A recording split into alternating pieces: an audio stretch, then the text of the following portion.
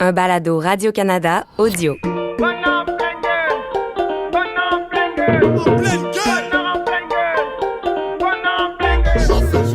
Combien de fois dans le coin du Népal tu t'es rendu? Combien de trekking t'as fait dans ce coin-là? Je ne sais pas, plus qu'une vingtaine, certainement. Bon, mais, il y a un long chemin avant de se rendre. Oui. Je me suis demandé si ça prenait pas quelque chose de spécial dans l'être humain pour être capable de se rendre là. Des êtres humains d'exception. Vous n'êtes pas pareils que les autres. Là. Est-ce que tu t'es déjà dit ça, toi? Non, mais écoute, être humain d'exception, non. J'ai pas fait les Jeux Olympiques, là. Non. Hey, ça fait mal au cœur, à la tête, à la tragédie intérieure, puis mal à la conception de l'affaire, tu t'es faite. Mais pas proche d'arrêter tout de suite. Ça fait mal. Oui madame, oui monsieur, sorte de sentiments d'émotion, des réservoirs jamais assez, qui secouent ça 7 jours sur 7. Ça fait mal. Pour mon petit diaphragme, sur l'aérobie, toi pis ta femme. C'est en 6 déhanché, c'est drum, au point que pas besoin de mise en forme. Ça fait mal. Jean-Pierre, comment ça va? C'est bien moi, oui, c'est ça. Et vous, c'est Jean-Philippe. Exactement. Merci beaucoup de prendre le temps de me parler ce matin, Jean-Pierre. C'est parti vers l'inconnu, parce que là... mais est-ce que vous connaissiez un peu... Je vous vois ou je vous tutoie, Jean-Pierre? Écoute, ça c'est pour... Je sais pas pour l'émission qu'est-ce qu'on fait. Moi je tutoie. Mais en tout cas, normalement. pour moi, personnellement, ça peut être le tu, et pour l'émission, on peut dire vous tu. Je ne sais pas comment ça marche. Allons-y avec le tu. OK, c'est parfait. Mais merci. Puis en fait, Jean-Pierre, ça fait longtemps que je suis ce que tu fais, évidemment, mais c'est longtemps que je connais un peu les images et le nom. Et je te jure, j'ai cherché pendant... je vais y aller avec une bonne demi-heure sur la prononciation. C'est ça. Alors, c'est simple. Oui. C'est d'envoi. Ah, mon Dieu, c'était facile, hein? Alors, c'est effectivement facile. Effectivement, c'est un peu compliqué. Maintenant, il y a la moitié du monde qui hésite, qui m'appelle seulement Jean-Pierre, ou qui disent Monsieur Dunvoy. Alors, écoute, non, mais moi, je suis né en Belgique, puis c'est un nom français belge. Alors, c'est d'envoi. Jean-Philippe Vautier, c'est belge aussi, donc on va bien s'entendre. Mon grand-père est belge. En fait, oui, mais je me suis dit ça aussi. Écoute, c'est un nom que j'ai déjà entendu, et puis il doit avoir... C'est... Oui, trop drôle. Et je me suis battu toute ma vie parce que tout le monde disait Jean-Philippe Vautier, puis je pensais que c'était Vautier, fait que je me suis battu toute ma vie Vautier. Après ça, je suis allé en Belgique, puis je me suis rendu compte que les gens disaient Vautier, fait que j'étais tout mêlé sur la prononciation, donc je laisse faire les gens. C'est compliqué, c'est comme un wagon de chemin de fer exact. Ou un wagon de chemin de fer. Alors là, quelle histoire. Et là, Jean-Pierre, on est en plein mois de septembre, début du mois de septembre 2021. Ça va faire... un peu plus un an et demi à peu près qu'on est pris dans une drôle de situation. Eh oui, je le sais. Et c'est bizarre parce que une personne comme toi qui est guide, qui est photographe, qui est vidéaste, qui vit d'aventure, je dois t'avouer que j'ai beaucoup vécu et on a beaucoup vécu à travers les photos puis à travers ce qu'on imagine dans notre tête un peu pendant ces derniers 18 mois. Et comme toi, tu es un producteur de ces images qui nous restent en tête, tu n'as pas pu en produire beaucoup. Et je me suis demandé comment tu t'es senti dans la dernière année et demie, toi. Au fait, on a dû... Ça s'est terminé abruptement, au fait. Ça s'est terminé au mois de mars de l'année dernière. J'étais en Patagonie avec un groupe et puis... J'ai appris avec mon téléphone satellite qu'il fallait que je rentre au plus vite. Écoute, on est rentré 3 jours plus tôt. Je passe les détails pour racheter des billets qui ont coûté des fortunes et tout ça. Et voilà, puis on est arrivé abruptement, un peu comme tout le monde, dans une nouvelle ère. Ouais. Et c'est ça, au fait, ça me dérange pas tellement de ne plus faire de voyage, de ne plus faire mon travail et tout ça. Ce qui m'ennuie dans le fond un peu, c'est un peu, je crois, comme tout le monde, c'est de ne pas pu, surtout au début, aller voir les gens que je connaissais, aller rencontrer les gens, les faire venir chez moi, les voir avoir des émotions quand on faisait des escalades ou des montagnes ensemble, rencontrer des gens à l'étranger, revoir les gens que je connaissais à l'étranger. C'est un peu tout ça qui m'a manqué plus que le déplacement physique d'aller en voyage, parce que ça, déjà, j'en ai déjà fait beaucoup. Il y a des endroits dans le monde où j'ai été 25 fois à la même place. Alors, bon, une fois de moins, une fois de plus, pas trop grave. Mais c'est les contacts humains. En fait, c'est un peu pour ça que je suis guide et que je suis photographe. C'est pour rencontrer du monde, les faire rire, moi rire aussi. Puis, et dans le fond, c'est ça. Mais je suis pas si malheureux. Bon, écoute, j'ai redécouvert un peu comme tout le monde le Québec. Ouais. Je viens de revenir il y a 3 jours d'un genre de road trip sur la Côte-Nord jusqu'à Kegaska. J'ai trouvé ça merveilleux. J'avais déjà été là l'hiver, il y a très longtemps. Et non, redécouvrir un peu les choses qui sont auprès de chez nous. Moi, je vis auprès du Mont-Saint-Bruno. Je redécouvre ça aussi. Non, il y a un côté, bon, on va dire bénéfique. De toute façon, on n'y peut rien. C'est ça. Tout ça quand même. Et je suis un optimiste, alors je ne suis pas pour pleurer puis avoir des idées suicidaires. Ah ben ça c'est agréable de se parler le matin comme ça pour être certain d'avoir un bon boost pour le reste de la journée, Jean-Pierre. Oui. Jean-Pierre d'Envoi, bon, les gens qui connaissent pas, parce que ce podcast-là, en fait, ce balado-diffusion-là, ce qu'on fait, c'est, ça va faire bientôt 3 ans, puis j'ai de la misère à l'imaginer, mais plus que ça, même 4 ans, je sais pas. Au départ, c'était de la remise en forme. Après ça, ça a été de l'intérêt sur la course, sur le sport en soi, puis sur l'effet que ça a sur les gens. Donc, j'ai reçu beaucoup de coureurs, j'ai reçu beaucoup de quelques Olympiens, mais surtout des gens qui courent pour le fun, qui font un peu de sport pour le fun. Et puis, avec le temps, ça a migré vers mes propres découvertes. C'est-à-dire que moi, j'étais un gars de course avec des temps, tu sais, à regarder ma montre. J'ai été ça aussi, déjà. Ah oui, c'est vrai?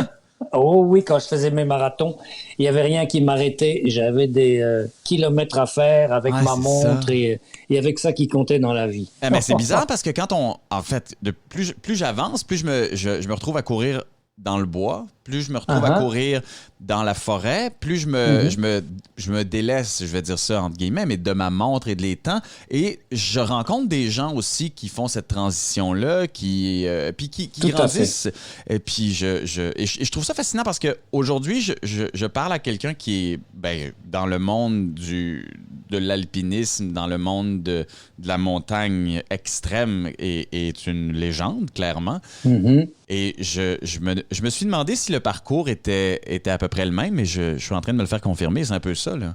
Mais et effectivement, c'est un peu comme mon parcours aussi. À l'époque où tout le monde courait des marathons à Montréal, moi aussi, je m'entraînais 5 jours par semaine. Et puis, c'était à la seconde près. S'il fallait que je fasse 10 fois 400 mètres en tel temps, je faisais ça.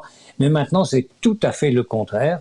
Je ne cours plus sur l'asphalte. Je m'en vais me promener dans le bois. Je marche, je cours vite, pas vite. J'arrête, je regarde. Au fait, je vis. Je suis dans la nature et puis c'est un peu... En fait, c'est devenu un autre style de vie. Je ne dis pas que je deviens spirituel ni rien et tout. Il y a quand même toujours une certaine compétition. Mais je crois qu'il y a beaucoup de gens qui s'en vont vers ça parce que on rend compte que de plus en plus de personnes font des randonnées, des longues randonnées, redécouvrent la nature. Et au fait, c'est un petit peu paradoxal parce que dans le fond, écoute, on vit dans un monde où c'est la vitesse qui compte et tout ça, puis on est un peu aliéné. Et puis, parallèlement à ça, on redécouvre un peu les rencontres en montagne, on oublie un peu les performances. C'est un peu, je crois qu'il y a un courant qui s'en va vers ça, puis je le vois aussi avec mon boulot, là, des gens qui n'avaient jamais fait de randonnée, qui n'avaient jamais été, je dirais, vers l'inconnu, viennent dans des régions qu'ils ne connaissent pas dans le monde avec moi, puis c'est un peu fascinant. Je crois qu'il faut redécouvrir un peu tout ça, être plus terre à terre. On veut pas transformer le monde, on veut le voir, là. C'est ça. Là. Est-ce que quand tu un peu comme toi. Ouais, non, mais c'est ça, j'ai l'impression que c'est pour faire opposition à cette vitesse-là dans laquelle on est en train d'évoluer. Tu sais, je me rends compte que la performance brute, donc la performance calculée là, dans un fichier Excel, c'est extrêmement anxiogène quand tu es déjà entouré de plein d'autres trucs autour de toi. Et je me disais, bon, tu sais, la montagne, la nature nous permet de nous relaxer, nous permet de nous recentrer, mais quand on suit ton parcours, puis quand on regarde ce que tu as fait, puis je le dis, c'est à moindrement qu'on s'en va sur ton Instagram, Jean-Pierre, moindrement qu'on se promène sur tes réseaux, on se rend compte que oui, il y a de la nature, oui, il y a une certaine spiritualité inévitable là-dedans, mais il y a un immense danger. Et je me suis demandé, ben pour moi, là, tu sais, moi, évidemment, je regarde ça. Je regarde tes vidéos, puis faut aller sur ton Facebook, faut aller sur ton Instagram, mais je veux dire, juste se rendre des fois dans les endroits où est-ce que tu grimpes, que ce soit au Népal, en Argentine, au Pakistan, peu importe, se rendre à cet endroit-là est dangereux. Donc, déjà là, je veux dire, il y a des routes en pick-up que tu fais, tu sais, comme, mon Dieu, je veux dire, oui, ça, je le ferais même pas, tu sais, puis je suis même pas rendu à grimper à montagne encore, tu sais, c'est quand même fou. Et là, il y a la montagne et tout, puis je veux dire, t'es entouré aussi de dangers, puis t'en as vécu du danger, des deuils et des accidents. Au final, est-ce que c'est plus zen ou c'est plus stressant? Écoute, la notion de danger, tout ça, c'est très, très relatif. Un petit exemple avant de parler de ça. Je viens depuis le début de l'année de faire beaucoup plus de vélos de montagne qu'avant. Avec mes 2 fils, on s'est acheté des super vélos et on fait ça. Alors, quand on regarde les vidéos de gars qui font du vélo de montagne et puis qui font des sauts. Et puis nous, on est super contents de sauter un petit 50 cm. Écoute, alors le danger, moi j'ai autant de danger à faire ça que le gars qui fait des flips en altitude. Alors ça, c'est très relatif. Je crois qu'il faut rester dans nos limites. Et c'est ça qui est important. En montagne, on dit toujours, il y a une ligne rouge et il ne faut pas la dépasser. Alors, mais c'est tentant d'aller comme ça, frôler un peu l'extrême. Mais non, il faut pas... En tout cas, moi, je suis quand même assez conservateur. Il y a peut-être une chose... je sais pas si c'est pertinent de le dire, parce qu'on parle beaucoup de l'Afghanistan maintenant. Bon, moi, j'ai été en Afghanistan il y a quand même très longtemps avec un journaliste. On a fait des reportages là-bas. C'était...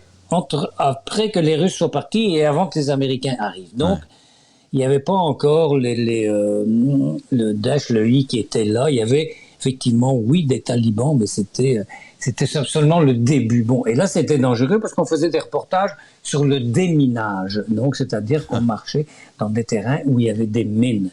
Mais à ce moment-là, j'ai jamais pensé vraiment au danger. Je faisais mon travail, point. Et c'est en revenant puis en racontant tout ça que je me suis rendu compte que les gens m'ont dit, écoute, t'es quand même allé dans une zone dangereuse.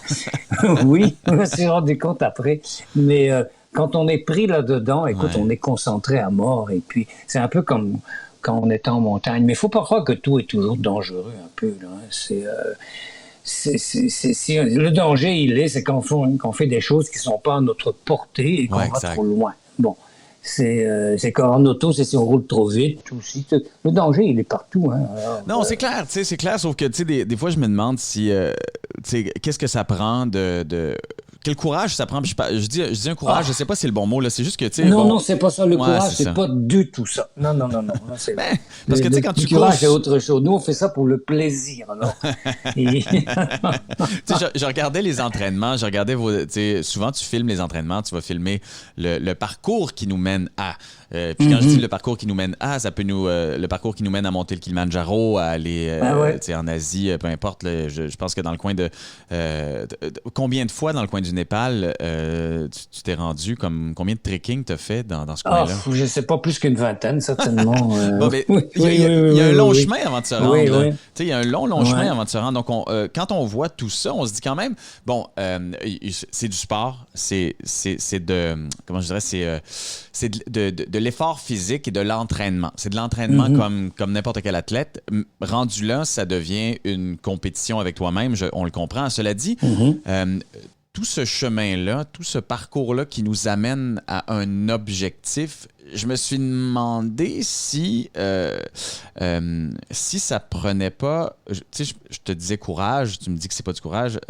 Si ça prenait pas comme quelque chose de spécial dans l'être humain pour être capable de se rendre là, tu sais, des êtres humains d'exception. Vous n'êtes pas pareils que les autres, là. Est-ce que tu t'es déjà dit ça, toi? Non, mais écoute, être humain d'exception, non. J'ai pas fait les Jeux olympiques, là.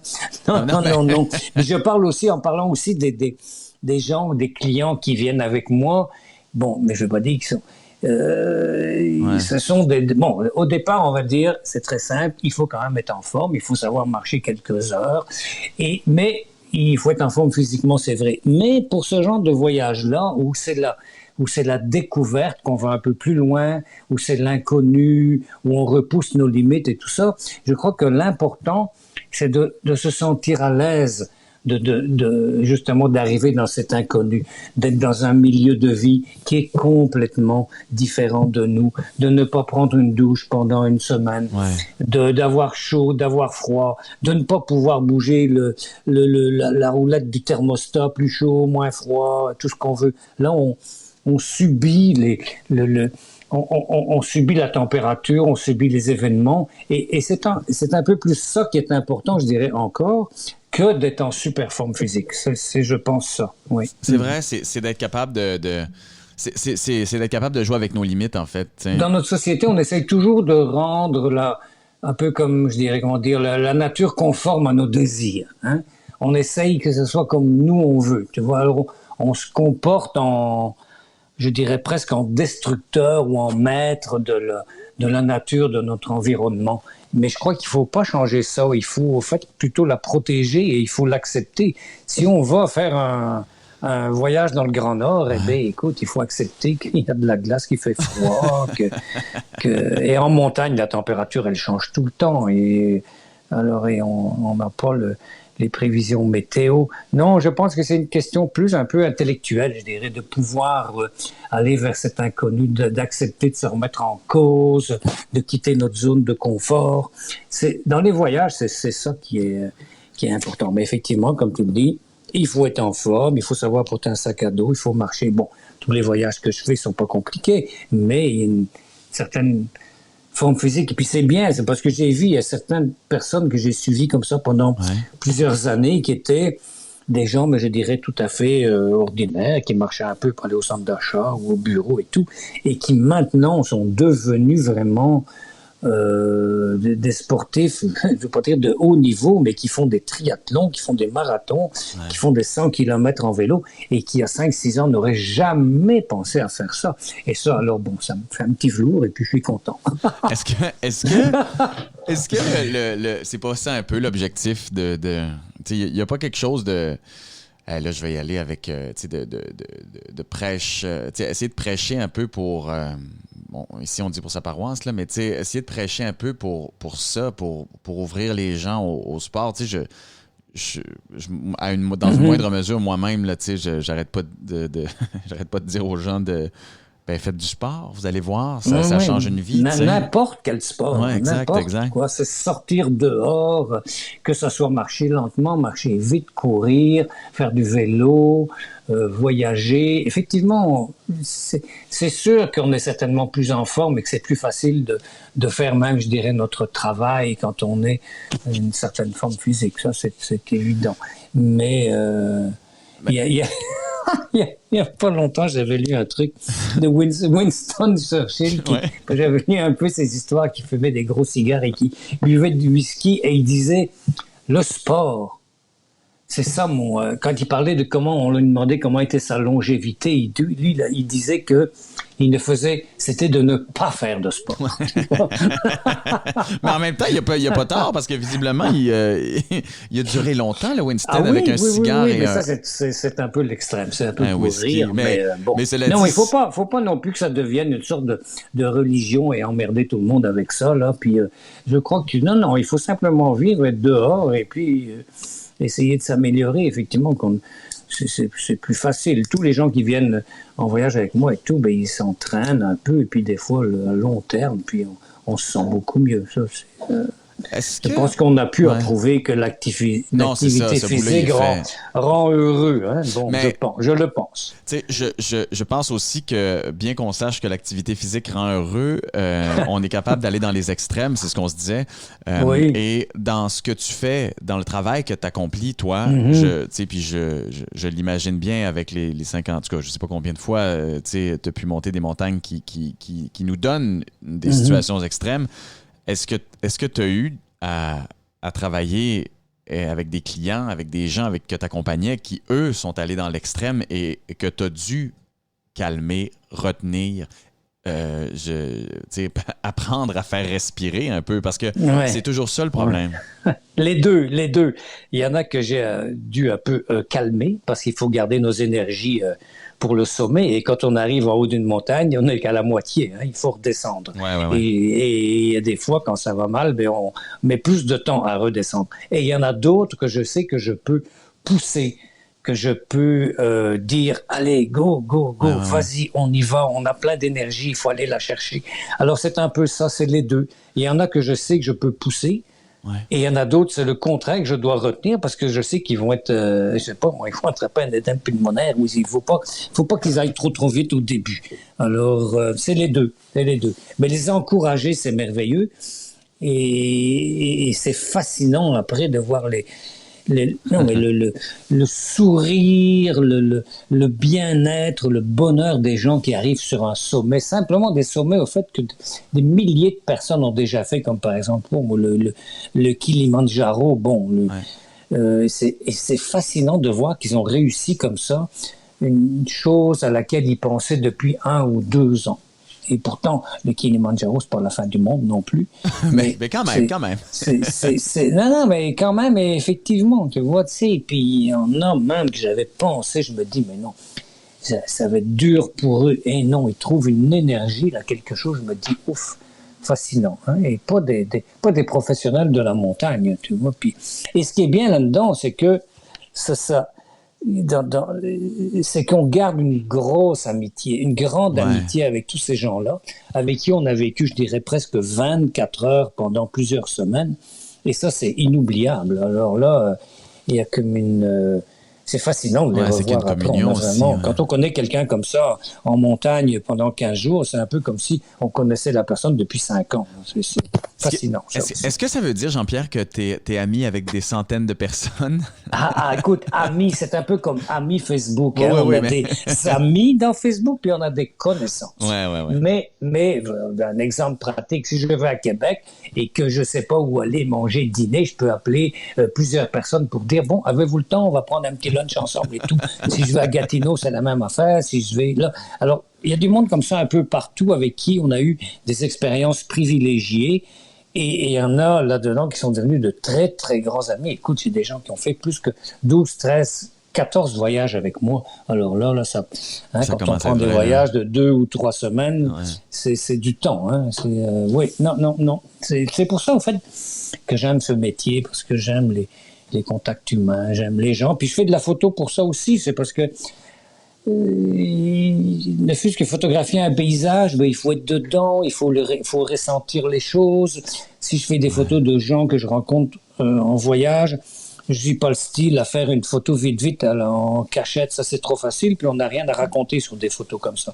C'est de m'arrêter, de parler avec les gens, de passer un quart d'heure, une demi-heure, le plus de temps que je peux, et après sortir l'appareil. Et là, j'ai quelque chose à raconter sur la photographie. Hein. Je me rappelle, j'ai une image en tête d'une vieille dame qui fumait une pipe en allant, une grosse pipe de AO, je ne sais plus quoi exactement, mais ça faisait de la fumée. Et puis, elle avait certainement bien 65 ans, 70 ans, et c'était en allant faire une expédition vers le Manaslu, là, qui est à 8000 mètres. Et je parlais pas son dialecte népalais, puis je restais certainement au moins une demi-heure avec elle. Elle a fait chauffer du thé tout en fumant sa pipe et tout. Et juste les regards, là, ça a été fascinant. Fascinant. Et là, j'ai quelque chose à raconter sur la photo. Et j'ai pas volé la photo. C'est ça. Est-ce que la place de la photo est aussi grande que la place du sport, de l'effort dans ce que tu fais, dans les expéditions que tu fais? C'est-à-dire que est-ce que tu pourrais imaginer aller dans une expédition sans appareil photo? Non. La réponse, elle est rapide. Non. C'est les deux, parce que pour faire de la photographie, c'est quoi? Bon. Moi, je dis toujours, c'est simple, c'est mettre un instant dans un petit rectangle et puis ce moment-là va rester éternel. On oublie le manuel de l'appareil photo et tout. C'est quelque chose qu'on fait un petit clic et cette chose-là, elle va rester éternelle. Alors, ça doit effectivement transmettre des émotions devant une photo. L'idéal, c'est on doit rire, on doit pleurer, on doit être... c'est ça qui est important. Non, pour moi, c'est vraiment... Je pense que... Je trouve même génial les gens qui partent en voyage avec un crayon et un petit carnet et puis qui n'ont pas d'appareil photo et qui après écrivent des choses, je pense aux livres de Tesson que je lis de temps en temps. Et c'est fascinant de raconter un voyage comme ça par écrit. Mais au fait, il a les images, mais les images sont en tête. Elles ne sont pas sur un disque dur. Alors ça revient peut-être au même. Et la suite des choses, je pose la question parce que c'est un peu fou parce que je me rends compte que j'ai ouvert en parlant de la pandémie comme si c'était une anomalie. Puis là, je me rends compte que tranquillement, ça va devenir juste quelque chose de normal. On t'envisage quoi pour la suite? Parce que, tu sais, oui, c'est cool de découvrir le Québec, c'est fabuleux, mais on n'a pas de 8000 mètres ici, tu sais, on n'a pas de... Écoute, non, effectivement, je suis généralement toujours optimiste mais là, je deviens réaliste. Ouais. Et bon, je ne vais pas faire mon devin et je ne suis pas un expert là-dedans, mais je pense que ça va durer encore des années et des années avant. Et je pense qu'on ne voyagera plus jamais comme avant. C'est impossible. Je vois même maintenant des gens qui se rencontrent, ils osent presque plus se serrer la main et tout ça. Alors imaginons, moi j'ai peut-être un voyage au Népal dans les prochains mois, mais c'est même pas encore sûr. J'avais un voyage exploratoire en Amazonie, sur le fleuve Amazon. Alors, imagine là, je viens de lire des trucs sur le Brésil, puis... ces endroits-là et tout, puis c'était épouvantable. On oserait même, en étant un peu aventurier, on n'oserait même plus aller dans ces régions-là. Et c'est dommage. Tout d'abord pour ces gens-là qui ont fait certainement, au point de vue tourisme et tout, ont moins de revenus. Pour nous, bon, écoute, on peut s'en aller se promener ailleurs, mais je suis un peu pessimiste là-dessus. Bon, nous, on est des adultes, on a déjà voyagé, on pourrait se dire maintenant, je prends plus l'avion. Bon, on pourrait dire ça encore, mais je vois avec nos enfants, les gens qu'on connaît et tout ça, ceux qui commencent leur vie. Moi, j'ai une fille qui est à l'université, un autre un peu plus jeune, et veut dire, ça les marque quand même, ça, tout ce changement-là, ce manque de contact. On veut bien croire, je devine que même nous, notre interview, là, elle aurait été face à face et pas par téléphone. Ben non, c'est sûr. Hein, bon, c'est... bon. Alors, c'est tout ça qu'on perd un peu, là, c'est ça. Mais puis, il y a aussi un peu... je dirais quelque chose de fou d'imaginer que des voyages comme ce que tu faisais, donc être dans la nature, en fait dans un endroit qui est probablement l'endroit le plus éloigné de l'homme, tu sais, et pourtant devoir prendre en considération le danger d'un virus qui se transmet par l'homme. Donc là, il y a une isolation complète que vous vivez, mais le chemin pour s'y rendre est tellement dangereux, puis la réalité d'être malade à cet endroit-là est complètement folle. Donc, on imagine que... Mais il y a quelque chose de paradoxal et puis d'extrêmement frustrant, j'imagine, d'être pris avec un virus alors que dans vie, c'est tout sauf ça que tu gères, t'sais. Oui, c'est ça. C'est ça, puis je pense que moi, je suis un peu fataliste quand même. On n'y peut rien. Et, non, c'est ça. Non, j'ai vraiment aucune réponse. Écoute, je ne sais pas. Il faut que j'aille revoir ma famille en Belgique aussi, voir ma mère. Et puis là, et je sais pas, est-ce que je vais acheter le billet d'avion pour la semaine prochaine, pour dans un mois, ou on est comme ça un peu dans l'expectative. Là, on a plus comme avant pour dire go, j'y vais, c'est facile, basket, on prend le billet puis on s'en va. Non, il faut qu'on réfléchisse et qu'on... J'ai vraiment pas de réponse à ça et je ne sais pas quand ça recommencera vraiment. Ben, je ne sais pas. Mais c'est peut-être pas vraiment important non c'est plus. Ça. Mais c'est ça. Je ne sais pas. Je pense que je vais prendre ton... tu parlais d'optimisme tantôt, tu sais, ou en tout cas, je sais pas si c'est de l'optimisme ou un fatalisme... je dirais, ensoleillé de dire que, est-ce que c'est vraiment important? Effectivement, est-ce que c'est vraiment important? C'est la question à se poser, tu sais. Puis, je veux dire, on peut aller monter le Mont-Saint-Bruno puis trouver son compte à certains égards, tu sais. Mais je te souhaite quand même de retourner. Puis, je nous souhaite aussi, parce qu'avec tes photos, on voyage. Mais je te souhaite de retourner le plus haut possible, le plus rapidement possible. Et je me souhaite un jour de pouvoir te croiser. Oui, on peut se croiser même, on n'est pas obligé de se croiser loin dans un autre pays.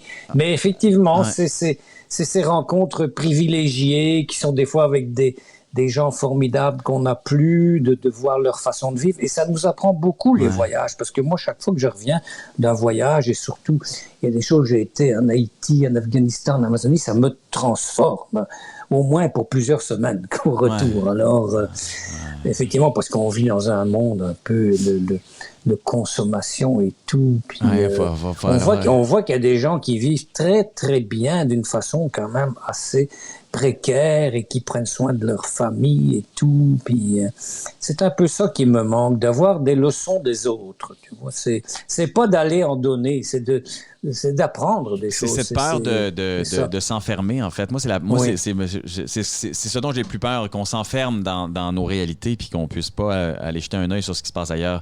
C'est ça. Jean-Pierre, merci beaucoup d'avoir pris le temps de me parler aujourd'hui. Je répète, ton Instagram est fantastique. Oui, vraiment. Puis ça fait du bien de voir. Je te souhaite un bon début d'automne et des expéditions québécoises et canadiennes divertissantes en attendant de retourner l'autre côté.